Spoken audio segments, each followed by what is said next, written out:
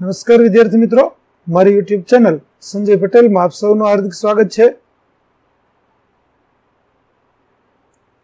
મિત્રો, આજના વિડીયોની અંદર આપણે ધોરણ 9 વિષય છે હિન્દી, જેનો પાઠ 14મો, જેનું નામ છે યુગ और मैं। આ પાઠના સ્વાધ્યાયના પ્રશ્નો અને તેના જવાબો વિશે શીખવાના છીએ। વિદ્યાર્થી મિત્રો, જો તમે મારી ચેનલમાં નવા હોય તો મારી ચેનલને જરૂરથી સબસ્ક્રાઇબ કરો। વિડીયો સારો લાગે તો લાઈક કરો, શેર કરો અને બેલ નોટિફિકેશન ઓન કરો, જેથી મારા આગળના નવા વિડીયો પણ આપને મળતા રહેશે। તેમજ વિદ્યાર્થી મિત્રો, આ પાઠની પીડીએફ જોવા માટે પ્લે સ્ટોરમાં જઈ અમારી એપ્લિકેશન વિશ્વગુરુ STD 1-12 ગુજરાતી ડાઉનલોડ કરી તમારા મોબાઈલમાં ઇન્સ્ટોલ કરો, જેમાં આપ શરૂ કરશો એટલે આ પ્રકારે જોવા મળશે, જેમાં બધા ધોરણોની અંદર તમને ધોરણ બતાવશે, ધોરણ પસંદ કરશો એટલે વિષય બતાવશે, વિષય પસંદ કરશો એટલે પાઠ બતાવશે, જેમાં વિડીયો ઉપર ક્લિક કરશો તો વિડીયો જોઈ શકશો અને અન્ય PDF ઉપર ક્લિક કરશો તો આપને PDF જોવા મળશે। તો આશા રાખું છું અમારી એપ્લિકેશન આપને ગમશે, જરૂરથી ડાઉનલોડ કરજો। એપ્લિકેશન મિત્રો એકદમ ફ્રી છે। તો ચાલો મિત્રો, હવે શરૂ કરીએ પાઠ 14 युग और मैं। प्रश्न एक वाक्य में उत्तर दीजिए। पहला प्रश्न, प्रस्तुत कविता के रचनाकार का नाम बताइए। तो प्रस्तुत कविता के रचनाकार नरेंद्र शर्मा है। दूसरा प्रश्न, गगन और धरती से क्या हो रहा है। तो गगन से आग के गोले बरस रहे हैं और धरती से ज्वालाएं उठ रही है। तीसरा, 7 समंदर में क्या हो रहा है। तो 7 समंदर में हिंसा की आग से पानी खोल रहा है। चौथा, काव्य शीर्षक का समानार्थी शब्द दीजिए। तो कविता और जमाना। प्रश्न 2, संक्षेप में उत्तर लिखिए। पहला प्रश्न, बुद्धि और हाथ किस कार्य के लिए है। तो बुद्धि का कार्य संसार के अज्ञान को दूर करके यहाँ छाई जड़ता मिटाना है। हाथों का काम बुद्धि के मार्गदर्शन में पृथ्वी को स्वर्ग की तरह सुंदर बनाना है।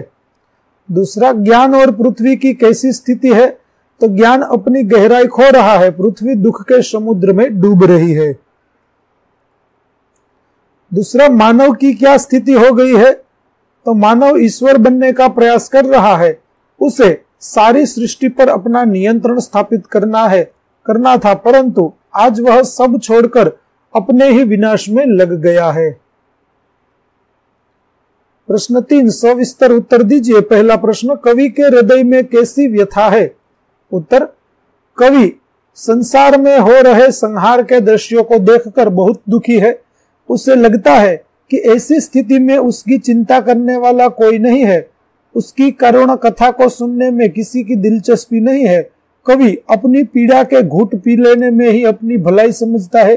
सारी दुनिया को दुख में डूबी देखकर वह भी गम के समुद्र में डूब जाना बेहतर मानता है। उसे लगता है कि ऐसी स्थिति में उसका कोई भी निशाना सही बैठने वाला नहीं है। इस प्रकार कवि के हृदय में घोर दुख और निराशा है। दूसरा प्रश्न, युग और मैं कविता का संदेश लिखिए। तो युग और मैं कविता में कवि ने संसार की स्थिति के संदर्भ में अपनी स्थिति देखी है। कवि कहता है कि प्रायः मनुष्य अपनी मामूली पीड़ा को भी बड़ी मानने लगता है। उसे लगता है कि उसके अस्तित्व का कोई महत्व नहीं है। प्रस्तुत कविता के माध्यम से कवि कहना चाहता है कि दुनिया की स्थिति देखकर मनुष्य को कभी हताश और निराश नहीं होना चाहिए। उसे आत्मविश्वास पूर्ण जीने का प्रयत्न करना चाहिए। प्रश्न 4, संदर्भ सहित स्पष्टीकरण दीजिए। पहला, मानव को ईश्वर बनना था, निखिल सृष्टि वश में लानी, काम अधूरा छोड़कर रहा आत्मघात मानव ज्ञानी, सब झूठे हो गए निशाने, तुम मुझसे छूटे तो क्या। तो प्रस्तुत पंक्तियां नरेंद्र शर्मा की युग और मैं कविता में से ली गई है। उनमें कवि ने बताया है कि मनुष्य किस तरह अपनी प्रगति की राह में भटक कर गुमराह हो रहा है। मनुष्य ने विज्ञान के क्षेत्र में अनोखी सिद्धियां प्राप्त कर ली है। इन सिद्धियों के बल पर वह स्वयं को ईश्वर समझने लगा। ऐसी सिद्धियों वाले देश सारी दुनिया पर अपना अधिकार करने के फेर में पड़ गए। उन्होंने ईश्वर बनने की राह छोड़ दी और अपना ही विनाश करने लगे। कवि कहता है कि जब सबने अपनी राह छोड़ दी तो मैं अगर भटक गया तो इसमें मेरा दोष क्या। दूसरा प्रश्न है, जाने कब तक घाव भरेंगे इस घायल मानवता के, जाने कब तक सच्चे होंगे सपने सबकी समता के, सब दुनिया पर व्यथा पड़ी है मेरी ही क्या बड़ी व्यथा। વિદ્યાર્થી મિત્રો આ પંક્તિનો જે સમજૂતી છે તે પણ આપણે ભાવાર્થ સાથે અહીં જોઈ શકો છો, જે તમે અહીંથી જોઈ અને લખી શકશો। ત્યાર પછી વિદ્યાર્થી મિત્રો આપણને ત્રીજી પંક્તિ આપેલી છે, जाने कब तक घाव भरेंगे घायल मानवता के, जाने कब तक सच्चे होंगे सपने सबकी समता के, सब दुनिया पर व्यथा पड़ी है मेरी ही क्या बड़ी व्यथा। प्रश्न 5, विरोधी शब्द लिखिए। पहला हस्ती तो नास्ती, अंगार तो ओला, समंदर तो पोखर। उसके बाद प्रश्न 6, निम्नलिखित शब्द के समानार्थी शब्द देकर उनका वाक्य में प्रयोग कीजिए। पहला अनगिनत तो असंख्य, वाक्य आज अनगिनत मनुष्य बेकार है। दूसरा गगन का होगा आकाश, वाक्य गगन में बादल छाए हुए हैं। तीसरा दुनिया का होगा संसार, वाक्य दुनिया बहुत बड़ी है।